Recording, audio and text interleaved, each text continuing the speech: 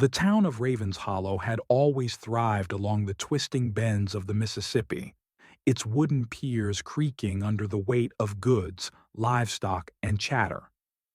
But on that gray October morning, the townsfolk sensed something was wrong. The riverboat Aurora, normally brimming with passengers returning from trade along distant ports, glided silently into the harbor. Captain Elias Harrow, a tall man with graying hair and a weathered face, stepped off first. The usual chatter of greetings and laughter was absent. He carried only a single, leather-bound logbook, closed and worn. No crew followed.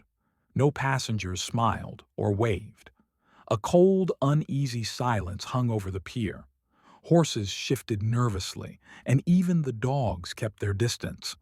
Samuel Finch, a scrappy 14-year-old orphan, pressed close to the railing, his heart hammering.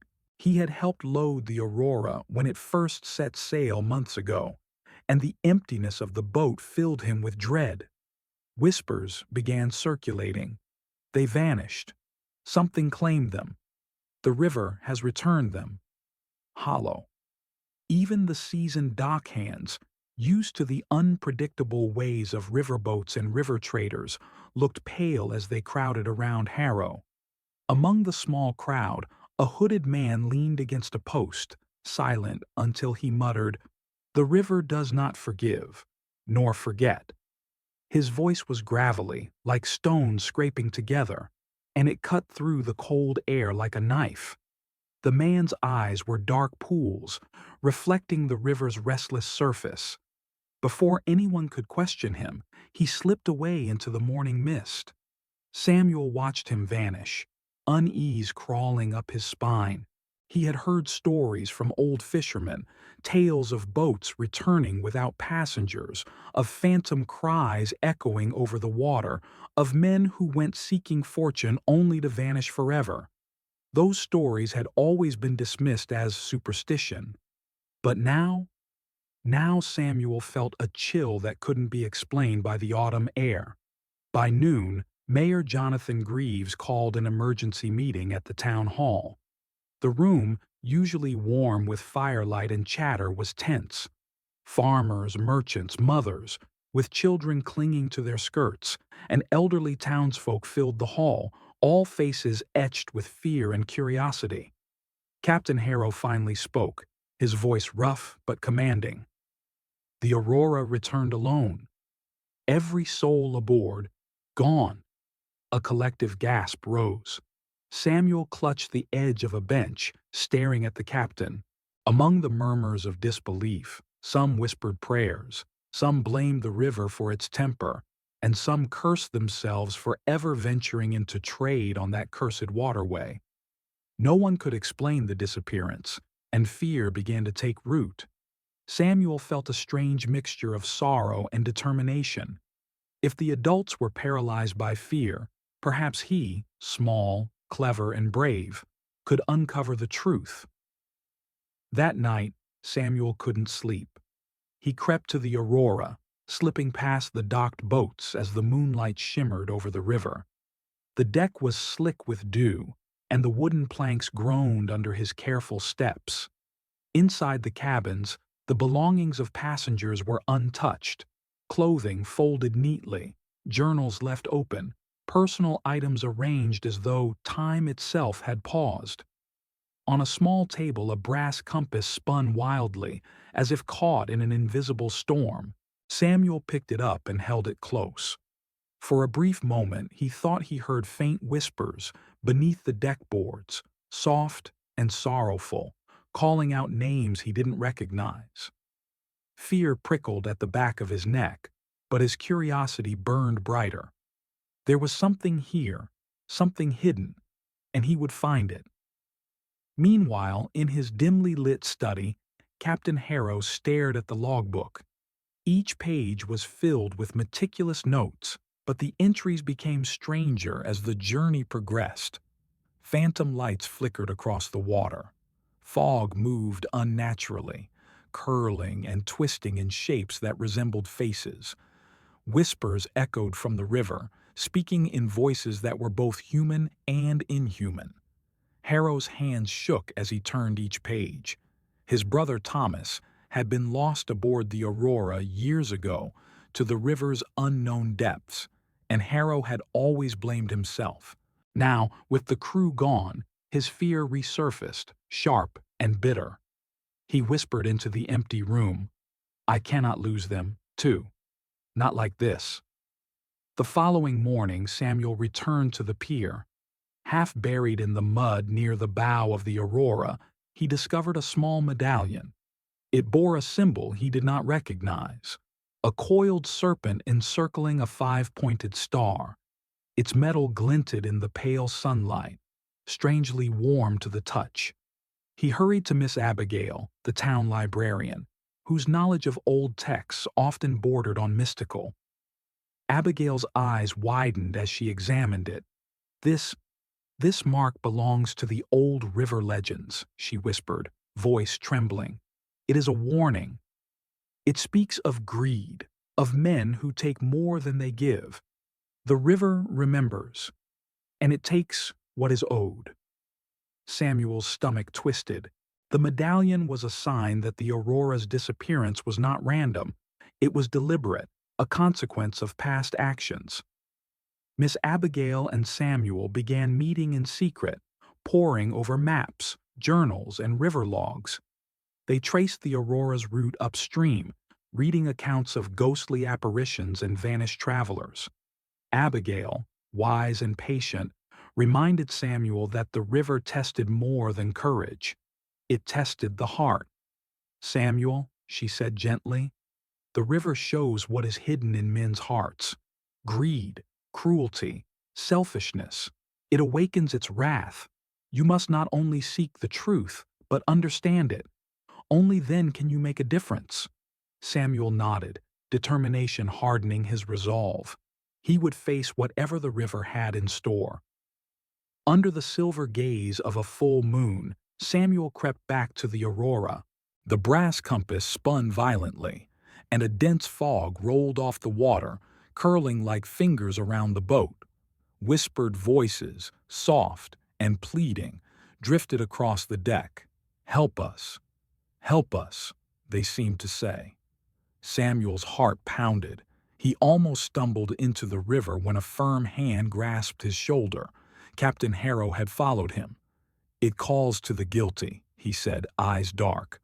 "Only those pure of heart can face it and return. Beware, Samuel. The river tests more than body. It tests soul." The Aurora seemed to breathe with the river. It rocked gently, even without wind, while faint lights shimmered beneath the water, forming the ghostly shapes of the missing crew. They were trapped between worlds, unable to move forward or return. Harrow whispered, "It's not death, boy. It's punishment. But perhaps redemption is possible." Samuel realized the river was not cruel, only just. It did not kill out of malice. It demanded balance, respect, and acknowledgement of wrongdoing. The lesson was terrifying and beautiful all at once. Abigail revealed an old leather-bound diary belonging to Ravens Hollow's founders. It detailed decades of over-harvesting the river's resources.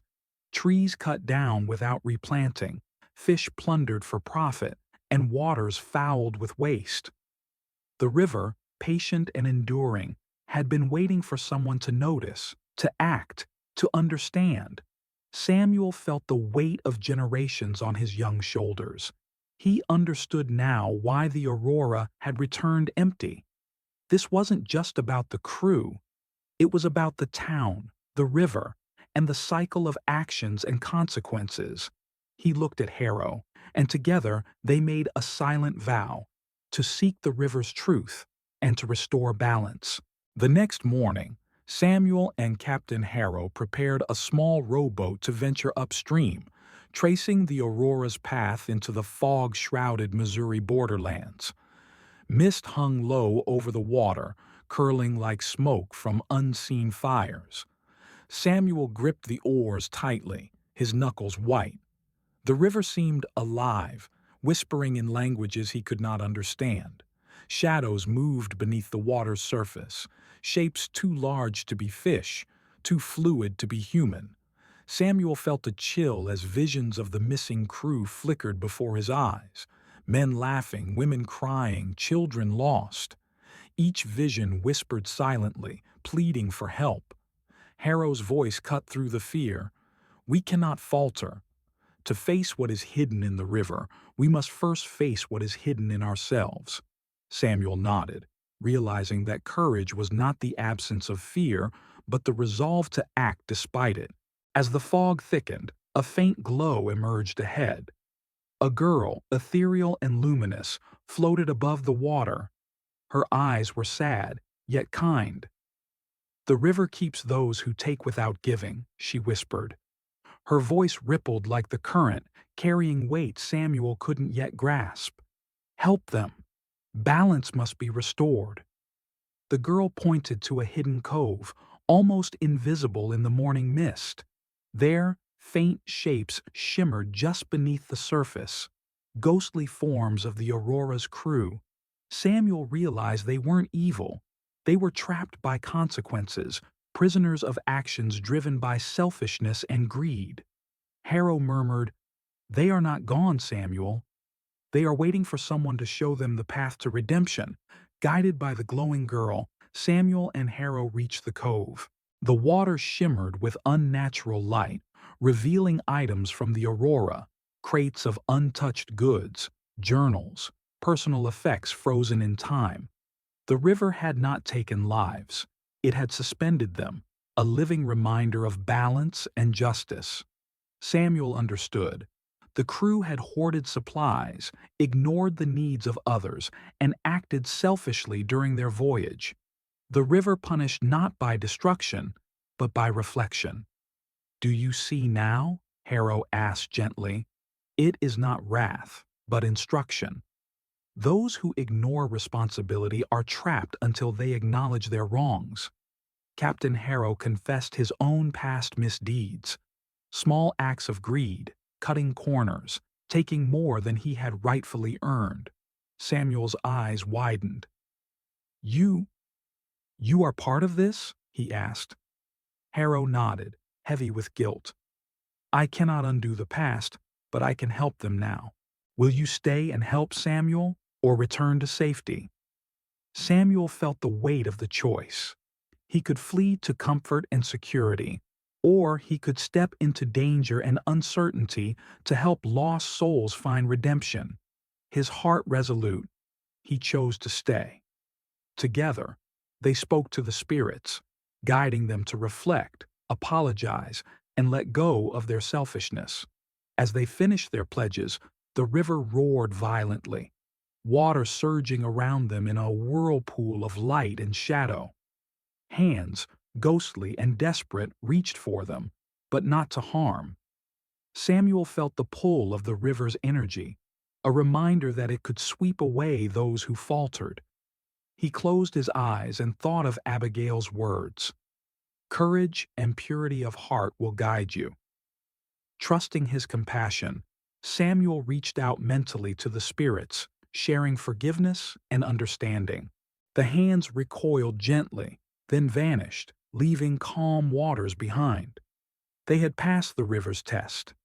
The spirits of the missing crew appeared, smiling softly, their spectral chains broken. One by one they whispered words of gratitude. Thank you. We are free. The young girl, glowing brighter than before, spoke last. The river forgives those who learn its ways. Teach the living, or history will repeat itself. Samuel felt tears sting his eyes. The Aurora's empty voyage was not a tragedy. It was a lesson, a bridge between generations. Courage, compassion, and accountability had restored balance. Samuel and Harrow returned to the town, their boat cutting silently through calm waters. At first, many doubted their story. Ghosts? A river teaching lessons? You've been dreaming, they scoffed. But soon, signs were everywhere. Fishermen returned what they had overfished, farmers replanted trees, and the riverbanks glimmered with renewed life. Samuel, once an orphan boy, became a figure of hope, not because he fought monsters, but because he understood responsibility and inspired others to act justly. Harrow, humbled and changed, silently observed as the town embraced a new respect for the river. Years passed. The Aurora never again returned empty.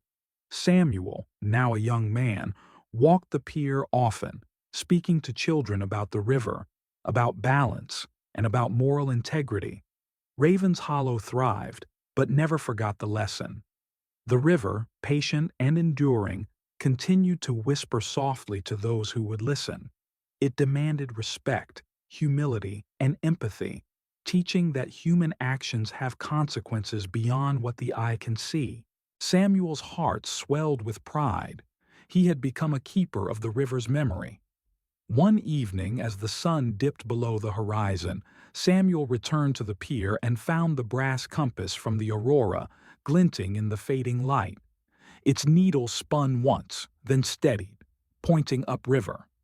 A familiar glow appeared on the water. The young girl floated there, smiling knowingly. "You have learned. You have passed the test." Her figure shimmered, then disappeared into the moonlight, leaving only the gentle ripple of water. Samuel smiled, understanding the river's gift: guidance, courage, and moral clarity. Raven's Hollow became a town of harmony, its people forever mindful of the river's power. Samuel grew into an elder, teaching children that respect, empathy, and integrity were treasures greater than any gold or goods. The Aurora's empty voyage became legend, a tale of warning, hope, and redemption. Those who heard it remembered. The heart's true wealth lies not in what is taken, but in what is given, and in the courage to face the consequences of one's actions. The river flowed on, a silent guardian, a teacher of lessons older than the town itself, reminding all who listen that balance and compassion are the true currents that guide life.